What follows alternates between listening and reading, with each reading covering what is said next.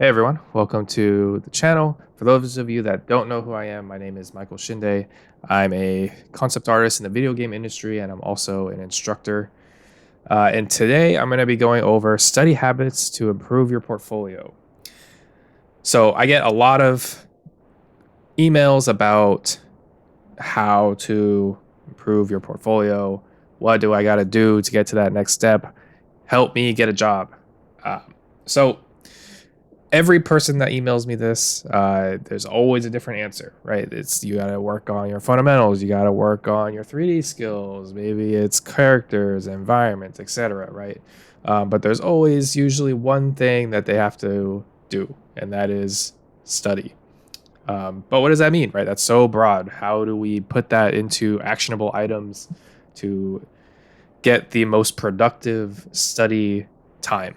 Right. So in this video, I'm going to talk about 5 different steps that you can take to improve your portfolio with studying. So with that, let's get to it. Okay, so number 1, set a goal. Now, oftentimes when students are trying to improve their portfolio, they will do all sorts of different studies in all sorts of different directions. But the number one thing that you need to do before you do any sort of studying is to set a goal, right? And what I mean by that is an artistic goal, okay? Preferably an artist that you want to emulate. When you're a student, it's totally okay to emulate an artist that you admire. This helps to guide your path towards a specific location that's attainable, right? So for these examples on this page, I put Moby Frank and Jeff Ballinger, 2 artists that worked on TF2. These are artists that I looked up to and still look up to, and I set as my personal artistic goals when I was a student, right? Now, the next thing that you need to take into account when you're setting your goal is, especially if they're a modern art, a contemporary artist, is to look deeper into their source inspiration, right? Because it's one thing to say, oh man, I really love Moby Frank's work and I'm going to try to take what he's doing and implement it into my stuff as is, right? And you can totally do that. But if you really want to get deeper into it and figure out why their work looks the way it does, the best thing to do is to go one step further. So with Moby Frank and Jeff Ballinger, when they were working on TF2, the inspirations that they were pulling from was Mike Mignola, Dean Cornwell, Phil Hale, Hayao Miyazaki, and J.C. Leyendecker. These are a couple of different examples. But now that you know this, you get this information, which I got this information through doing my research on Moby Frank and watched interviews and things like that. So I did the homework, right, to find this information. You can now pull from various different sources for more studies, right? Rather than having only Moby Frank's work to use as your study information, you can pull from these secondary sources, which helps a lot, right? And you can truly start to understand the decisions that your artist is making because you understand the inspiration that they're pulling from. Okay, so number 2, do studies. Obviously, the next important step is going to be to actually take the artists that you admire and do studies of their work. Now, I've got a couple of different examples of studies here, right? We obviously at the bottom have the artistic studies, right? These are all studies that I've done myself. So I did studies of John Singer Sargent with the presidential portrait. On the left at the bottom, I did a Jamie Jones study. That was someone who I also really look up to. And then on the right, Mike Mignola, right? Now, if you look at these particular studies, the Mike Mignola one was mainly just to copy the shapes and forms and figuring out just, how I would approach a workflow like this with the lasso and stuff. But the portrait study, I was breaking down and making notes to myself about what Sargent was doing in this portrait and trying to really analyze, the thought processes so that I can fully understand what he's thinking, right? Same thing with the Jamie Jones study. If you look at the breakdown here, I'm doing a compositional read and how he's grouping elements together. So it's not just studying to get the picture, to get your image to look exactly like the source.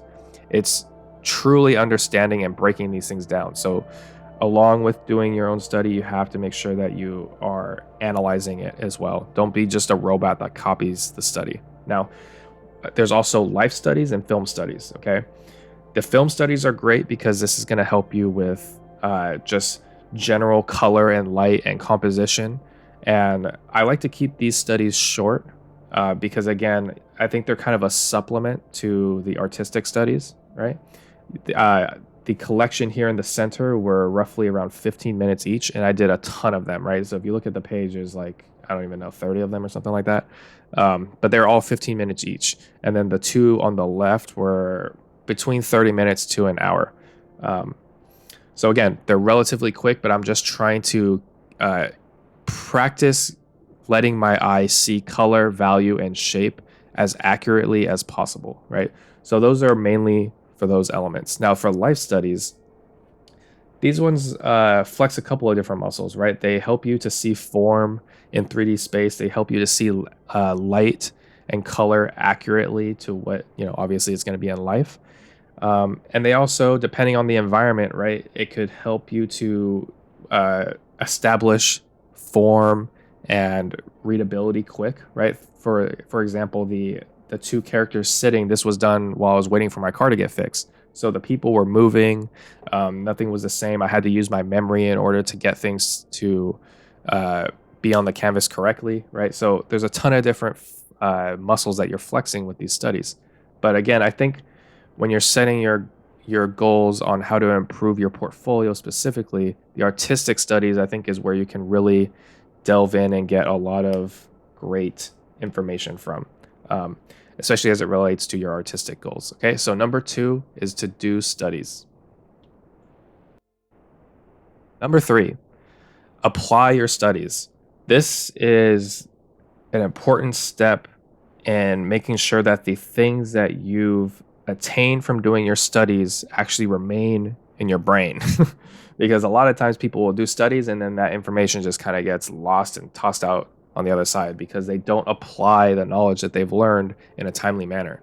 So you do your study, and then with either right away or within a day of you doing these studies, you should be doing some sort of concept with them, whether that be a sketch or a fine piece, something.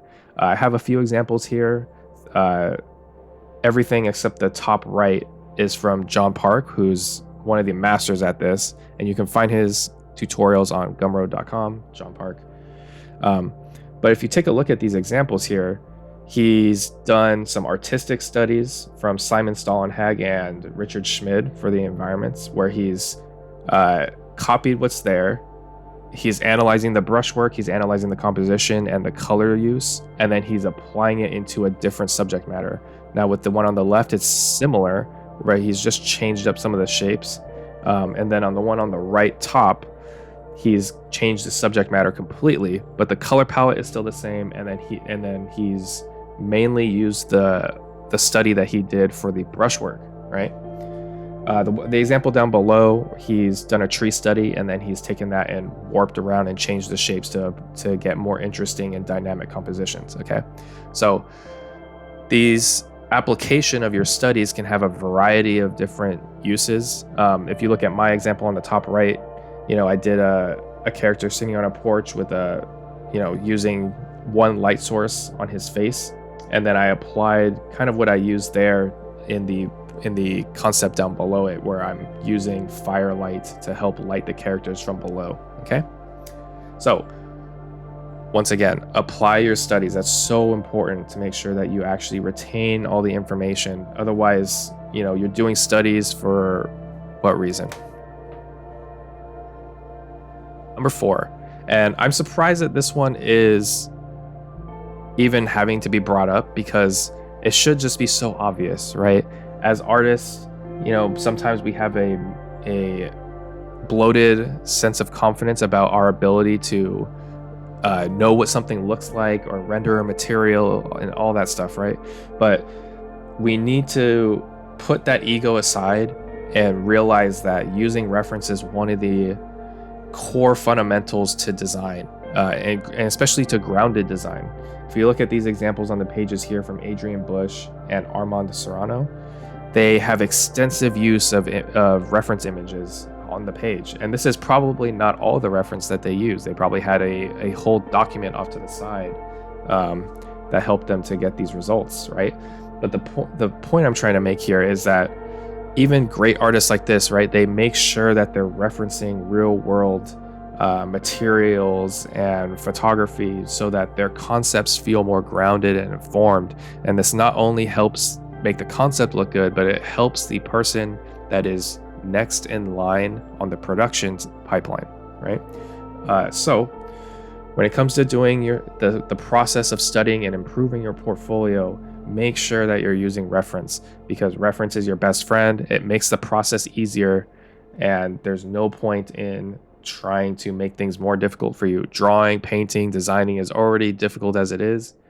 Using reference is going to make that so much easier, and it makes your 3D coworkers so much happier when you include it in the concepts. So step number 5, feedback. This is the last step before you repeat the cycle, but is an important one because it's the thing that helps you to improve because you get outside eyes on what you've been doing. All right. Having isolated views of your work can be detrimental to your improvement. All right. So get a limited group of people that you trust. This can be 1 to 3 people, and it can be your friends. It can be artists that you admire. It can even be the actual artistic goal that you've set for yourself, right? If you reach out to people on social media or email, a lot of times artists will be open to giving you feedback. This is what I do to people that reach out to me regularly, right? And then one other thing is to avoid large social media groups. The reason why you should avoid large social media groups is because you will oftentimes get feedback that might not be helpful. They don't understand context of what you're trying to accomplish. And sometimes the feedback just will be subpar to what you may get from a close-knit group of trusted sources, right? It's like throwing your work into a large blender where anybody can give feedback, and that's oftentimes not what we want. Okay, so when you are getting your feedback, it's important to take a few things into account and how you receive it, all right? So the first thing is to share your goals and intentions. Make sure that the person that you're getting feedback from knows what you're trying to do, right? Share with them, what you want to do, where you want to work, who you're trying to emulate, all that stuff, so that they can have the most well-rounded understanding of your work. Okay. This is what I ask of people who send me their work through email, is that they give me a brief breakdown of their artistic goals.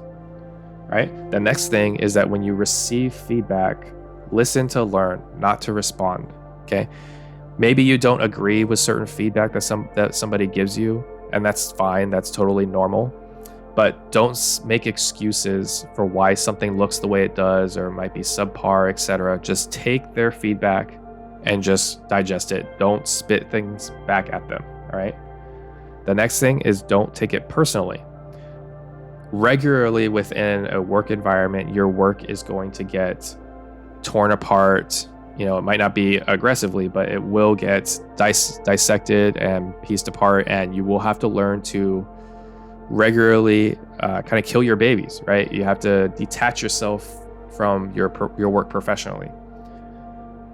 And then the next thing is to, after you've taken the feedback, you've not taken it personally, you're applying the feedback, right? That's so important too. In order to build a trusted group of friends that are going to give you feedback, you have to make sure that you actually act on the feedback that they give you. One of the most frustrating things for myself is when I spend the time to give feedback to an artist that's reached out to me and then they don't follow through on it, right? That's such a shame because, regardless of my time, it's a shame that they aren't taking the opportunity to, actually improve. So make sure you follow through on feedback. It means a lot to whoever that you're sending your stuff to, right? Because it shows that you care and it shows that you actually take their opinion into account. So that's my 5 tips for improving your study habits to help your portfolio. I hope that you found this video helpful, and I'll see you guys next time.